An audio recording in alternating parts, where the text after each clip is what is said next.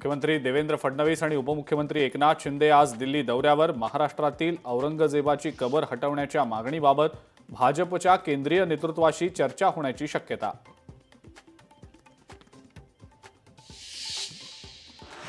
केंद्रीय निवडणूक आयोगाचा महत्त्वाचा निर्णय। मतदार ओळखपत्रासोबत आधार कार्ड लिंक करण्याचा निर्णय। सुप्रीम कोर्टाचे निकाल आणि घटनेतल्या तरतुदीनुसार निर्णय।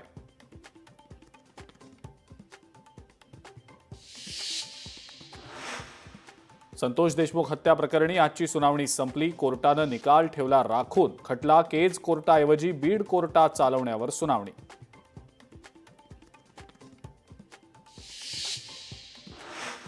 विधान परिषदेची पोटनिवडणूक बिनविरोध। पोटनिवडणुकीमध्ये 6 पैकी 5 उमेदवारांचे अर्ज वैध। विधान परिषदेसाठी अपक्ष उमेदवारांना भरलेला अर्ज बाद।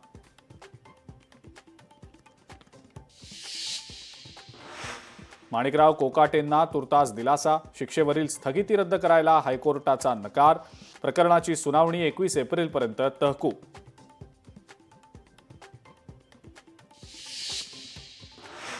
पीओपी संदर्भातली आकडेवारीची अधिकृत माहिती लोकशाही मराठीच्या हाती। समुद्रात दरवर्षी 4,500 टन वजनाचं पीओपी होतंय जमा।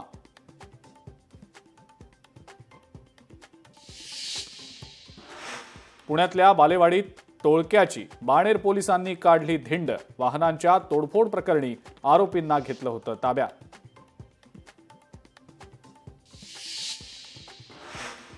आणि जालन्यात 13,71,000 रुपयांचा गुटखा जप्त।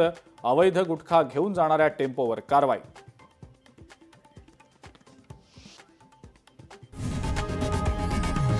लोकशाही मराठी ऐका, पहा, जागरूक रहा।